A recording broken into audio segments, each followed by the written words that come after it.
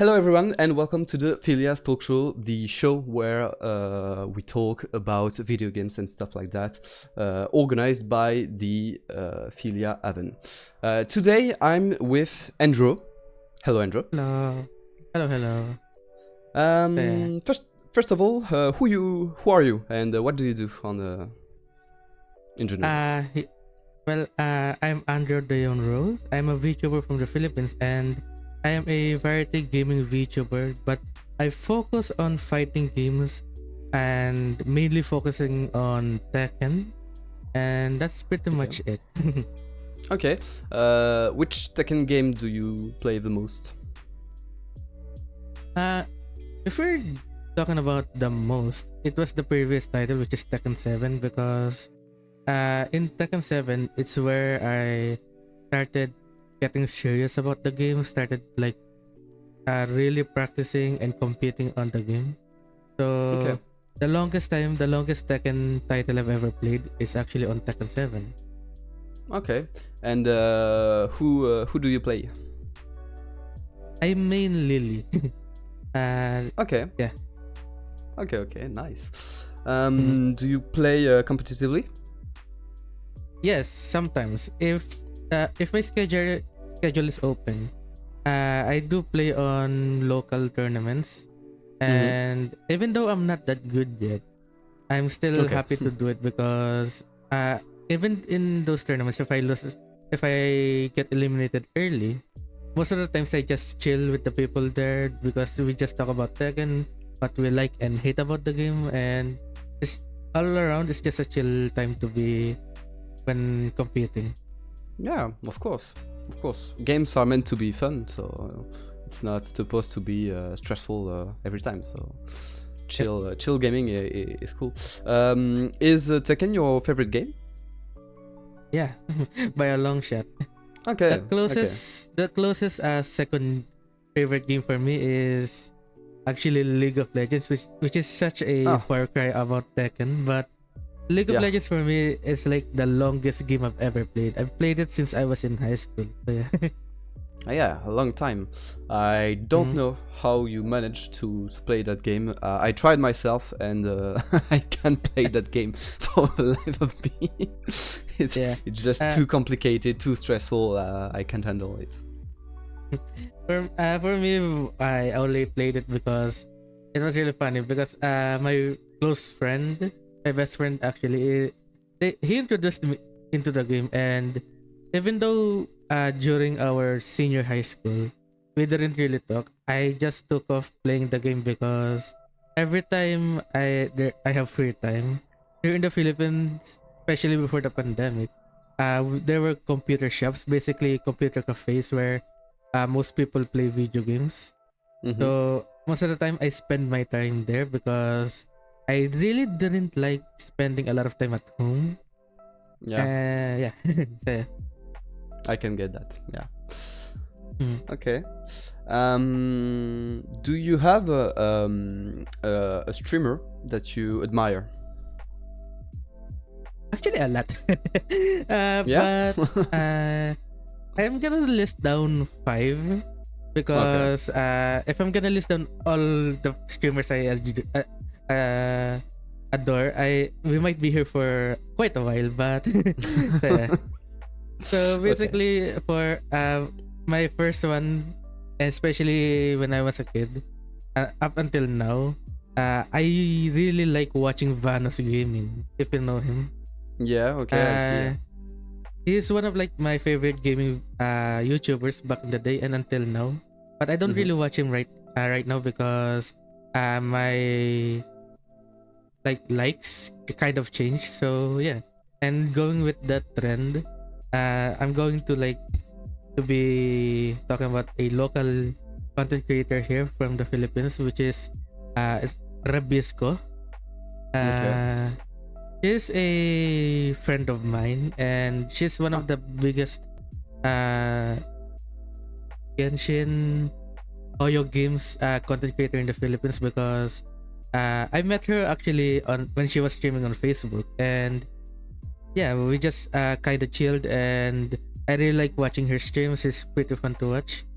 and the last three are actually VTubers. So Oh. all of them are from Hololive. So basically, for me, when I look at content, especially VTuber content, there is one thing I really like about VTubers is most of the VTubers I watch are amazing singers because I really love music. So those VTubers are Oshimashi Suisei, Kiara, and Ayunda Rizu. So yeah, those are the content creators I really look up to. Okay. Yeah. So you were talking about VTubers. Could you maybe explain what is a VTuber for those that may not know what is a VTuber? That's kind of hard for me because I do know like the gist of why people become a VTuber and why, for me, my personal take on becoming a VTuber. So I'm gonna break it down to like the general one first. But for those that doesn't know, VTuber is basically virtual YouTubers. So instead of like having a webcam and let's say a green screen to maybe hide your background, people will just use anime characters or any other things to be their avatars. So that's basically it. But the other side of the spectrum is it'll be a bit hard to explain to me quickly, but there are two types of VTubers: corpo VTubers and indie VTubers. So corpo VTubers are what I said earlier, Hololive. So they are basically more they have more production, they have more fundings behind their projects and all of that. But at the end of the day, they are actually just employees employed under the Hololive brand. And if they quote unquote graduate or stop streaming for that specific brand, they will not be able to use their persona. So that's why when you see people talking about VTuber graduations, why they're all sad, why they're gonna miss those VTubers, because even though the person behind the character might come back, the character is not gonna come back anymore. Yeah, it's like a change of brand. Yep. And and with that change of brand, the second type of VTubers, the indie VTubers, are those. So basically, they are just VTubers like me, who we don't have a brand. We just decided to use a anime character as our character. That's it. But most of the times, those VTubers who graduated from corpo into indie, their fans are really dedicated to find their new persona, and sometimes the fans will always transfer over. And for me, that's kind of really fun to see, because you can see how much those fans admire that VTuber. Yeah, it's like a hunt for to find searching about someone you lost. Yeah, that's funny. And what do you like about being a VTuber? I always say this with when I explain why I became a VTuber. It's just I don't really need to fix myself up before I start streaming or before I start recording, because for me, when I started streaming way back, maybe before the pandemic, I stream on a webcam. But since I live in the Philippines, our weather is kind of not good to us. I am sweating a lot when I stream, and that really isn't a good sight to see, in my opinion. So I decided to switch into VTubing when I heard of it, and I didn't look back. Okay. Yeah, it's true that for my part, every time I need to I have to start a stream, I'm wondering, is my room okay? Doesn't anything look off? Do I look okay? Do I need to change clothes? Yeah, if you have an avatar, well, he doesn't change. So Yeah, like I mean, you I just came from an event and I still have the packaging from what I bought from that event just behind me. So it's a mess behind me right now. But since I'm a VTuber, I can do it tomorrow. I can just clean up tomorrow. yeah, it's less pressure. It's Yep. actually really smart. Maybe I Yeah. should do that. That way I don't Yeah. have to worry about my room. Okay, okay.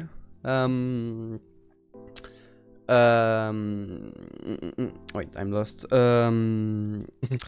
So you're talking a lot about Tekken, and you've talked about Yes. League of Legends. What do you think about free-to-play games? Free to play games. Oh, that's. Not gonna lie, in my opinion, free to play games, if they're releasing content that aren't pay to win, I don't care.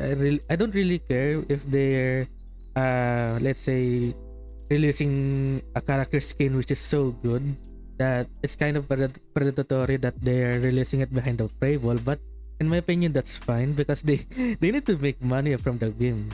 But I don't remember. I don't think you heard of a game called Gundam, the Gundam hero shooter that was released a few years back.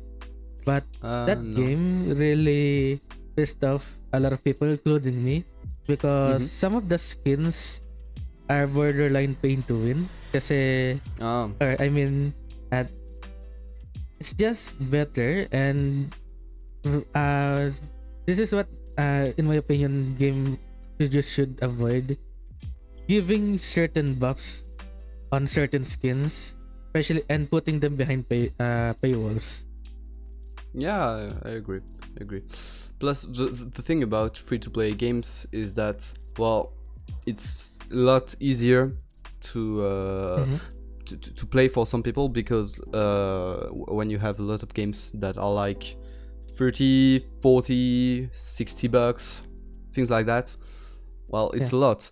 Whereas if your game is just free, well, that's great, and that's a simpler way to play with friends, because if everyone has to buy a game to play it, well, some people doesn't have the money, some can't buy online, whereas if it's free, well, you have more people to play with, and that's That's why I like League, Valorant, and even Marvel Rivals right now is like popping off because those three games are free to play, and yet they earn a lot of money for their companies because of like the things that you can buy in game. Yeah. For me, I play all of them, the three of them. I don't play it nowadays because, well, I'm working now too, so my time is kind of occupied with work. But yeah, that's why I like playing those games. They bring the competitive edge out of me, and still, I don't really need to spend a dime on playing them. Yeah, right. So you've played the Marvel Rivals? Yeah. I haven't played it in maybe a week though, since work. Who do you usually play? Actually, I'm flexible on the strategist or support role because before Marvel Rivals, I used to play Overwatch, and in Overwatch I play a lot of support because, in my opinion, it's a bit easier to play, and I don't really need to focus on anything instead of healing. Yeah. Okay. And do you have a character in particular in those roles that you like to play? In Overwatch, even though I haven't played it in like over 6 months now, I used to play Moira and Lucio, and in Marvel Rivals I play Invisible Woman. Ah, yeah. Yeah. I have a friend that like playing Invisible Woman too. It's a great healer. Yeah. Plus she has a shield, so it's like almost a support plus a vanguard. That's funny. And do you have a character that you hate playing against? Oh, kind of hard to say because for Overwatch I can't say anything because it's been way too long since I last played it. But in Marvel Rivals, to be honest, I don't really hate anyone. I don't like fighting anyone there, because the good thing about Marvel Rivals is that's why I said I'm flexible with the Mhm. support role. I just switch off, like, let's say this character is eliminating me way too much, and if I switch to this other healer, it's gonna be better. I can counter them better. So Mm. that's why I have, like, even though I don't play rank on that game, I still have my competitive mind on counter picks, on who's better against this matchup. So I don't really hate anybody in the game. Yeah, Uh, it's well balanced. but the only thing is, I really don't like how underpowered some of the heroes are. Yeah, yeah, I agree. Yeah. I personally I can't stand any Spider-Man players. I Ah, hate having someone jumping behind me and practically killing me in one hit. But that's me. yeah. Okay, okay. I tend to prefer playing Scarlet Witch because I Oh, like Scarlet, yeah. I like not having to aim to kill anyone. I I mean, have a I do also have like that mindset. yeah. Because on the DPS role, if we need a DPS, I play Squirrel Girl. So I just aim Oh, you shoot. down one Yeah. angle and just shoot my nuts. You shoot nuts everywhere. Okay. Yeah. That's a funny gameplay too. Yeah. Yep. It, yeah, it's something I like about that game because I'm not really good with aiming, and I feel like there's a lot of characters that have very varying way of playing, and Mm-hmm. you're mostly guaranteed to have someone that will rock your style when you play, and that's Mm-hmm. something that I find really great. Plus, they really balanced well the characters. I feel like Yeah, like they did. there's not Uh, someone that like overshadows everyone. I feel like. yeah. What I give props for Marvel Rivals. Hmm. And to be honest, this is gonna sound like I'm a big competitive guy, but even though in reality this is just how I work. But their balancing is one of the best balancing I've ever seen on a free-to-play competitive game, Yeah. because they know what to do with the heroes. They know what to do, how to fix them, and yet Hmm. they know how to not break them from time to time.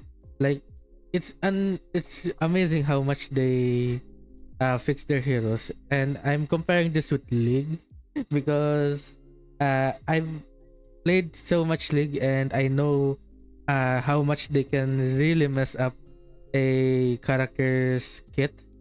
And me going to Marvel Rivals, watching them actually fix and balance the heroes properly, it's surprising for me, and that's why I like playing it from time to time. Yeah, I agree. It's personally it's like the competitive game that I like playing the most because yeah, it's balanced. The heroes are really fun to play. Most of them like there's not a single character that I don't like playing. I feel like so yeah. Plus, Yep. because we were talking about free to play games, I feel like the skins and other things that you may buy in that game are not uh, that expensive. I feel like it's pretty reasonable Yeah, compared it is. to Riot Games with their $20 skins. Oh, yeah. Oh, $20. You never heard about the $500 skins Oh, nowadays? no! Wow! I'm not even joking. Wow! I Yeah. mostly play Valorant, so the most I have seen is like Ah, I $90 see. for a knife. So yeah, I don't know about Mm. League of Legends. But Yeah, wow, 500. yeah, yeah.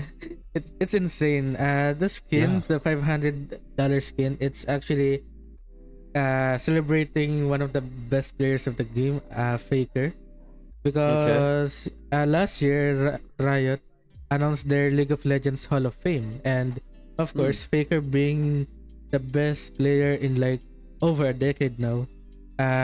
He was the first player to be inducted, and his favorite champion that was never given a skin, because when you win the biggest tournament of league, you will be given a skin to commemorate that win. And Faker likes Ari, and even though Faker won a lot of games with Ari, most of the times they don't pick Ari for his world skin because, well, uh, some of the other characters are more popular and they pick that because it'll make more money. But last year they introduced the Hall of Legends, and the premium skin on that bundle is Ari. And I said bundle because you can't really buy the skin on its own. You really need to buy the bundle, and the bundle itself is around 499, 490 if I'm correct. Yeah, that's insane. Yeah, it's That's really like- insane. That's the price of like 10 games. Yep. 10 different games. That's Yeah. that's insane. And that's why I feel like Marvel Rivals are really not that expensive. Like it's really reasonable for their skins. Like I've bought one pass and one skin, and I think I've only paid like $20 for all of that. Maybe less, because I think the pass was like $5, something like that. So yeah, that's something that I like. The skins are pretty reasonable.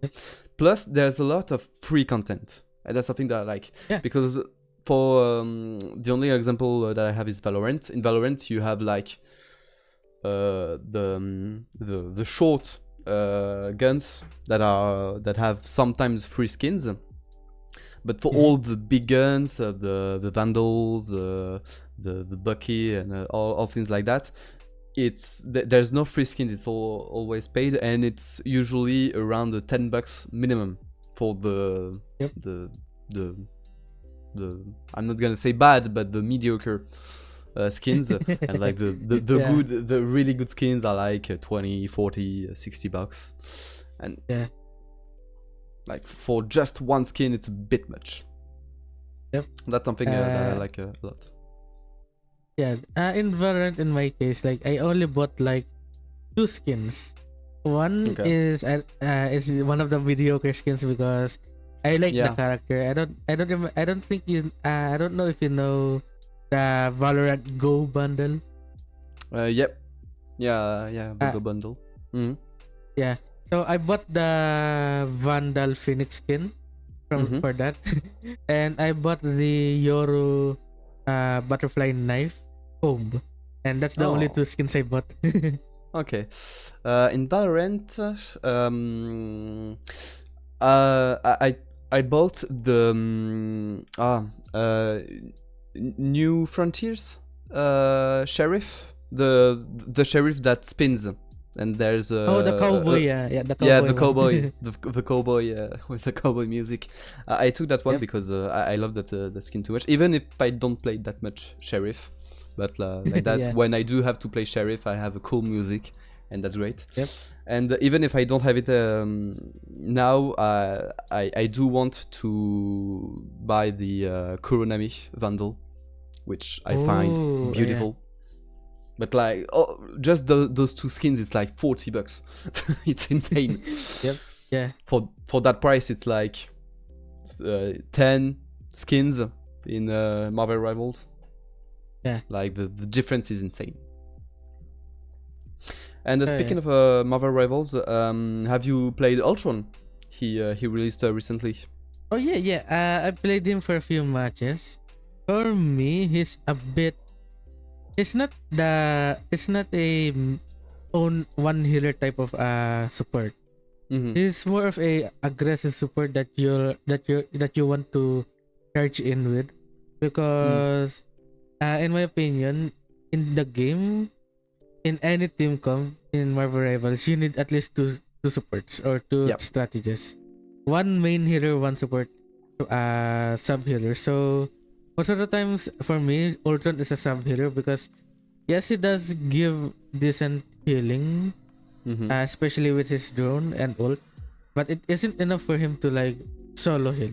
Unlike, let's say, Invisible Woman, where he needs to go a bit deep with her team, but since her attacks go back and forth and both attacks are can heal, so her healing is actually good alongside with Cloak and Dagger, where Cloak and Dagger, in my opinion, is still the best support in the game. I agree. Yeah. What I like about Ultron is the fact that it's the first flying healer, and that's great because from what I've heard from some friends is that the main problem with healers is the characters that fly, and that you have to aim pretty well to heal, and it's not easy. Whereas Ultron can just fly with them and heal them. Plus, his healing is like I think it's some drones that you put on your allies, and like it continuously heal them, which is pretty fun. Yep. I feel like.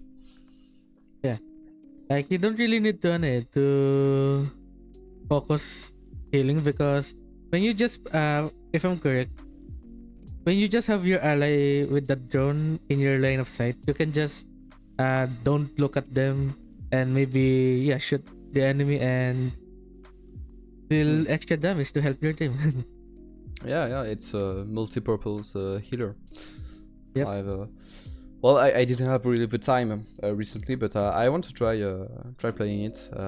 It's one of my favorite character in Marvel, so I want to try playing it. Plus, it'd be my because I want to have a main character for each category. Like for DPS, I play Scarlet, which for Vanguard I play the Thing, and maybe actually the same. Yeah, it's so fun to play the Thing. Yeah. You just rush through people, you just pack a punch, and it's really funny. It's one of the most fun Vanguard in my opinion. I like playing Penny and Venom before, but like the Thing is way more funnier to play. Yeah. Plus, if you have a Invisible Woman in your team, like you practically never die. Yeah. Because you can just put the shield and that's it's incredible character to play. But yeah, maybe Ultron will be my healer character.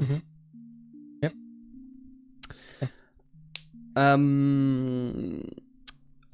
How would you qualify your Twitch chat? Like how they tend to be with you?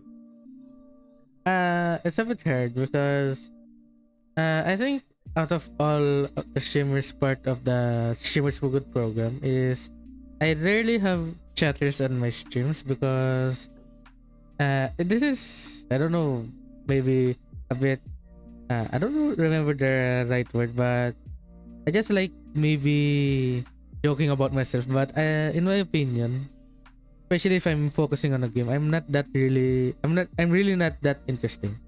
But that's on different games. On Tekken, which is my mainstream game, most of the time my chats we're talking about Tekken, we're talking about how to counter characters, how to fight against them, especially my playstyle is way different than the other regular Tekken players' playstyle, because in Tekken and any other fighting game, there is this thing called frame data, and in my opinion, it's a bit bad that I didn't learn it, but I don't know a single thing about frame data. But what shocked a lot of people when I really grinded out Tekken is I reached Tekken King, so it's like one of the highest ranks in the game, and they were surprised that I was able to do that with just like John Wick, with sheer determination. Yeah. So, yeah, that's a thing that's cool with streaming some games, is that you for those type of competitive games you can have some feedback on your playstyle and have some advice. It's something that I find really useful. To be honest, I have never touched any Tekken games, so I don't know actually how hard it is. I'm mostly a Super Smash Bros. Player. I see. Yeah. So, well, I played Kazuya in Smash Bros. So that's the closest I'll be to play Tekken. That's actually, I tried Smash Bros. Before. It's okay for me, but the controls is a bit wonky in my opinion. It's really different. It's really different just because and that's maybe because I came from a fighting game background, and it's a meme nowadays, but I don't know how. But from what I know from that meme, it's a bit mean-sided meme because they really in the fighting game community. Not here in the Philippines though, but in the fighting game community, they really differentiate Smash Bros. They in their opinion, Smash Bros. Ain't a fighting game, even though it's two players using two characters fighting. Fighting. Yeah. So I don't know why they did that. Well, it's the difference between what most people call traditional fighting games, which is the most standard 1v1 with an HP bar and like some combos to do on your controller to do one move, whereas a Smash Bros is what is now called the platform fighting games, whereas it's like a certain number of people, mostly two, that are fighting on a platform, and the goal is to push them out of the platform. There are multiple games like that. The most known well, there was Multiversus recently, even if the servers shut down. There's one called Rivals of Either, where it's practically exactly like Smash Bros, but different characters. And what else? Well, before, like on the PlayStation 3, there was a game called the PlayStation All-Star Battle Royale, which is a platform fighter, but with PlayStation characters. But like the game died, which is sad because I liked it. It was a pretty cool game. Like I like the mechanic of doing percents, and then you have to use a super to get rid of your opponent. That was a really interesting game style, I feel like. I remember that because when I think it was released on the PS4, right? Maybe I don't remember. I remembered seeing that because a few years ago I had a PS4 before I got rid of it because I don't really play it that much anymore. So I had a PS4 and it's like one of the games I saw, and I really wanted to try it, but this is what I didn't like about the PS4 and recently PS5 too. Even though I don't have it, I just know it. It's there. Is you have to pay for online. Yeah, that's the problem with most consoles nowadays. Because before I had a PS4, I had the PS3, and there's no problem to play online. Like just boot up the game online. There you go. But I was so sad when I had my PS4 and I remember I bought Black Ops 3. Just to realize I couldn't play it online. Yeah, true. Yeah, so, which is a shame because like the thing that that they tell why you need to buy a subscription to play online, they always say it's like to have more stable servers, but I feel like the PlayStation 3 servers were working just fine and we didn't have to pay anything, so why now do you need to make me pay to have a stable server? Like I don't understand the logic. And that's a thing that every console do nowadays, because it's the same for Nintendo. Like the Switch, you need to have a subscription to play online, and the online is god awful on the Switch, so that doesn't help. But it's pretty sad because it was cool. It's cool to play online Yeah. for free. That's like one of the main reasons why I stopped playing on consoles and I started to save up and bought my first PC in Yeah. 2022. Right in the middle of the pandemic, because it was a bit sad because just that time I didn't I didn't stop going to college. A lot of my classmates did because it's a bit hard, especially here in the Philippines. Like, firstly, our internet isn't that good, and secondly, most of the people here don't have good enough phones to even consider online school. So most of them stop. But for me, I was lucky because my family and we were not rich, but we were well off a bit before the pandemic, and I got myself a good enough laptop to at least attend my first 2 years of college fully online. Yeah. Yeah. I know, I agree. Well, it's the thing with PC gaming is that I feel like a PC is way more expensive than a console, that's for sure. But you're more free with what you play because you can practically play anything except Nintendo games because Nintendo doesn't like sharing. And you can play online for free and you can mod your games. Like you're just you have so much freedom in PC gaming.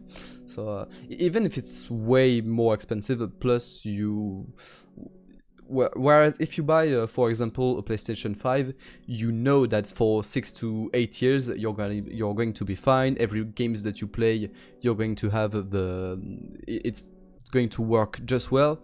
Whereas if you buy a PC, like in just 2 years, it may be it may not have the good components, and it may start lagging on some games. But so it's more expensive, but you have so much more freedom, and that's something that I like. Yeah. Like for me, as I said, I bought my first PC in 2022, and I actually just upgraded it last December because we got lucky a bit because sadly my granddad passed in 2023. So he passed, and a year later, the land that he owned, the extra land that he owned, it was sold off, and we got a bit of money from that. So my mom gave me a bit of money too, so I was able to upgrade my PC. So at the end of the day, my granddad really helped me a lot, and he was a great guy then. Yeah, it's one way to see it. Well, and what do you have in terms of components? To be honest, I wasn't really picky about my components. I just told because I'm not really. This is really weird for me to say, but I work IT, but I'm scared of touching components. Okay, because I get that. Yeah, because when I have shaky hands, and my hands sweat way too much. So what I did is I think there's in other countries too. There's like where you buy computer parts and they will also assemble it. So I just told the persons working there, give me a good GPU or a decent GPU that and at least 16 gigs of 32 gigs of RAM and a good CPU and a good motherboard, and I just let them pick the parts. Even of course I double checked it to make sure they weren't giving me subpar parts. But yeah, I just let them did their magic while I just waited, and yeah. Yeah, I get that.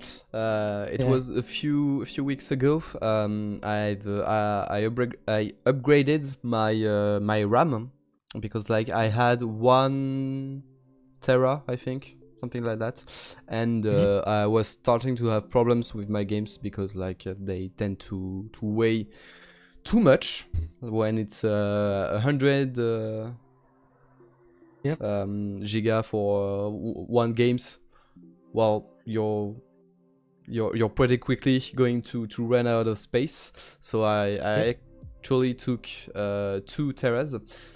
But the thing is, I have a laptop, so I had to unscrew the bottom. I had to move some things to put it in, and I was so afraid of breaking something. And like it's so expensive that if I break one thing, it's the whole computer. So I was really really scared. But yeah, I get that. It's even though I'm scared of like touching computer components, I still like looking at them, and I'm pretty sure in the future I really need to learn how to build a PC, because at the end of the day I'm IT. I need to do it, and yeah, it's better. I just need to learn how to not make my hands sweat too much. Yeah, or maybe wear gloves. Yeah, maybe gloves. It can have. Well, most professionals tend to use gloves anyway for the sweat, for the dust and things like that. So it's better. But yeah, no, I can get why it's scary. But yeah, it's useful because like we said earlier, like you're much free. You have much more freedom if you can build your PC however you want. If you know what to choose and how to put it. Like you have more flexibility than if you have to ask someone. Yep. I get that. On the topic of streams, do you prefer to play games on stream or on your own? Can you say it again, because I think I'm lagging a bit. No problem. I was asking, do you prefer play games on stream or on your own? On stream or on my own? Yeah. Depends. Because for me, if I play games, even off stream and on stream, I don't really talk. I just immerse myself in the game, and the only game that I openly talk and let's say create content on is Tekken and League. But the other games I just chill, sit back, and not really talk. But also the other games that I try to really create content and yap and create as much conversations is actually Zenless Zone Zero, one of the gacha games that I'm really liking right now. So yeah, but the other games I don't really play them on stream. I just play it alone, play it on my own. Okay. Yeah, I get that. It's plus like for some games it's way harder to be entertaining in stream when you're really immersed in it. Like I played recently. I played Clair Obscur. I've heard a lot of good things about that game. Yeah, it's a really good game, and like when there are some cutscenes that are really interesting, like I'm not talking, I'm just enjoying the scene and I don't know what to say, so it's not the most entertaining, but like when you're in it, it's like what do you want to say? So but it's still fun to play games in stream, even the story stream, because like there are people that are going to react at your own reactions. Like that's mostly what happened in the when I played the Clair Obscur. Like the people that watched me were so much amused of seeing my own reactions to what was happening, and that's something that I find funny. Yeah, that's why. I don't really stream a lot of games, and that's why even though I said I'm a variety streamer, I just stream Tekken nowadays. Yeah, well, it's good to have your own your what can I say, your own games to play. Like that way, there are people that are going to come back because they know what type of games you are playing, and that's what interested them. And I feel like competitive games are way more easier to have good content because like you tend to react more and talk more about what you're doing because it's very, how can I say that, like it's like you're moving a lot, you're doing a lot of things, thinking about a lot of things, and there's a lot of reactions, and that's what people tend to like on streams. So then that's a good choice of game. Okay. And what is it that you like the most about Tekken? Tekken?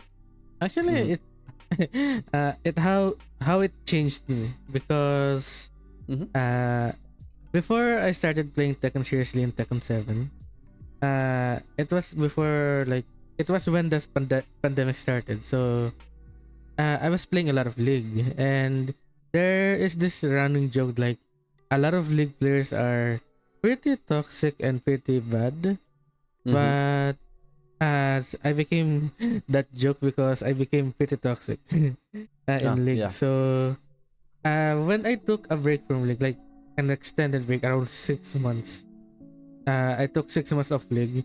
The game that replaced it was actually Tekken, and in Tekken, you don't really have anyone to blame but yourself. It's a fighting game. You're fighting another person, and you're on your own. If you make a mistake, it's on you. So Yeah, that really changed my my vision, my perspective on how I should act, how I should react to like things that is happening on screen and things that is happening out of my control.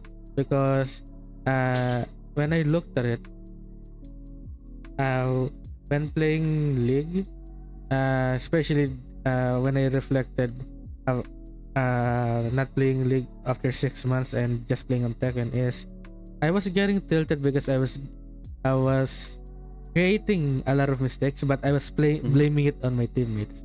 Yeah, that's the thing that tends to happen. Yeah. Yeah, no, I agree, and that's something I like about games as well. Is like I don't like when I lose because of teammates, because of luck or things like that.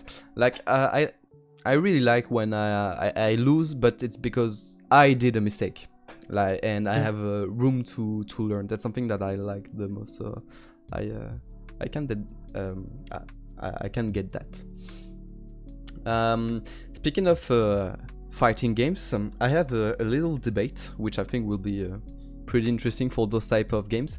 Do you prefer playing with reversed controls, or you have an input lag of like 2 seconds? So every time you push a button, it actually plays 2 seconds after. And I know for fighting games, both of them are horrible. Yeah. Okay. It's a bit different because as for fighting game players, we like instant reaction when we push buttons. So that's why there's a lot of like quick reactions on fighting games.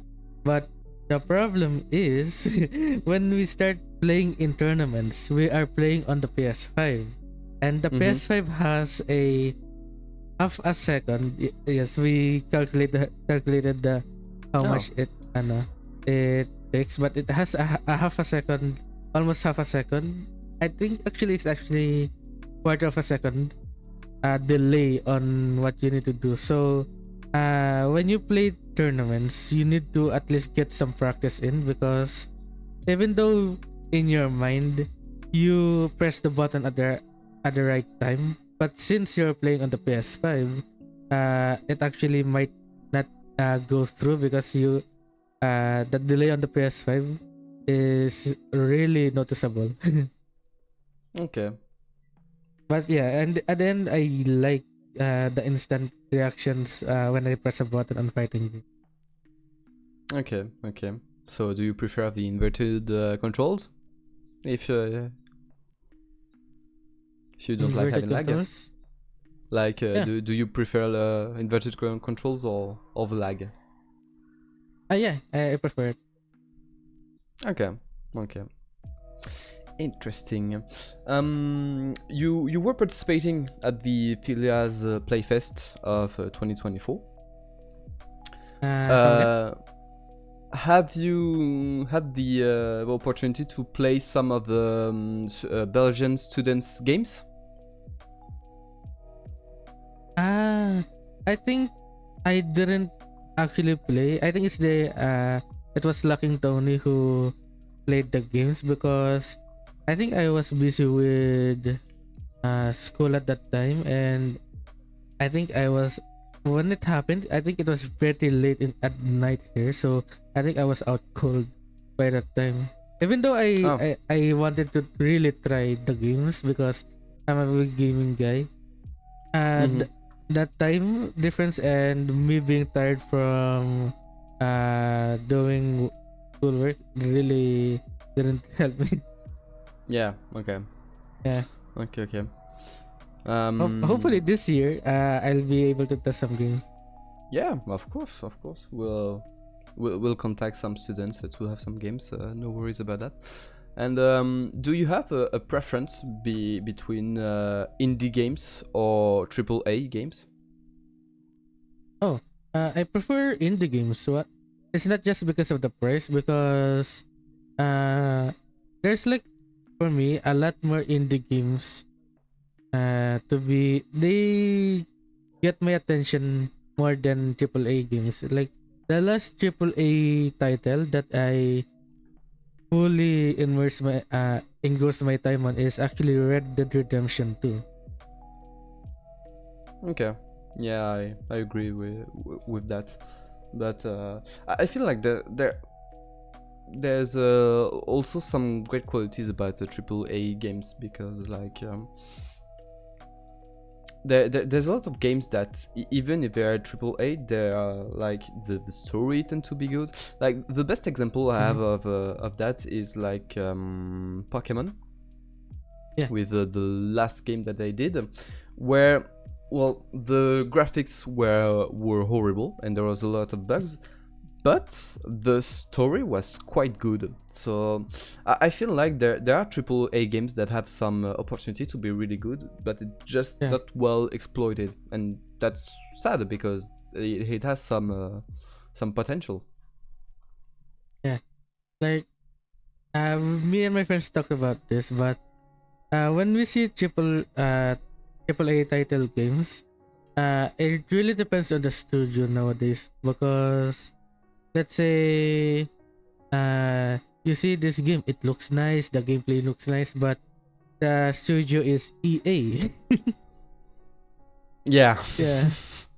Like you, just because of the studio, you'll have a lot of doubts, a lot of things to go that will enter your mind, because EA nowadays isn't that good. Yeah, it's a nice way to say it. I would have been more rude, but I agree. Yeah, but still, even if the studio has a bad reputation. I'm not gonna say celebrity, but reputation. There are always some people that are good. The best example of that is because we talked about it before. In the case of Clair Obscur, it was made by people that were originally in the Ubisoft studio. Yeah. And Ubisoft doesn't have a great reputation for valid reasons, but it's the proof that even if a studio has a bad reputation, where there are people in it that have that have some skills and that have potential to do some great games, and it's sad to see them not being able to do those things because they're in a certain studio. Yeah, that's why for me, even though I haven't played it yet, Clair Obscur is like the clear example of you're wasting. Some of the students are wasting talents. Yeah, I agree. Like, it's like, I mean, there are very good game directors, very good game developers in those studios, but they're not using them because I don't know why. I mean, as you can see, Clair Obscur is like it's running for like game of the year now. Well, I do hope that the case of Clair Obscur will help some studio to understand that maybe they should listen to their developers because it has potential. Yeah. Because typically, it was a spectacular way for Ubisoft to have a great game that would sell really well and that would help Ubisoft have a better reputation. But if they don't let the developers do what they want, it's wasted, and it's a losing condition for pretty much everyone. So I do hope that it will help more people, more big studios to change their way of approaching it. Yep. Yeah. But hopefully someday. We can hope. Well, I think first of all we're going to see at the end of this year for the Game of the Year, which, in my opinion, Clair Obscur has a great chance of winning, but we will see. And if that's the case, I really hope that it will be a warning for a lot of studios to change their way of doing their games. Yes. Because it's a great example to see that you can do something that you want, and it will be good, and it will actually work in the industry. And we know that they sold a great number of copies of the game, and they did what they wanted to do, and it worked. So that's a great story, and I hope more studio will be interested in doing so. Yeah, we can have some hope for the future for that. Yep. But yeah, that's approximately 1 hour. So thank you once again, Andrew, for participating in this talk show. Yep, thank you. Yeah. Thank you for allowing me to join you guys. No problem.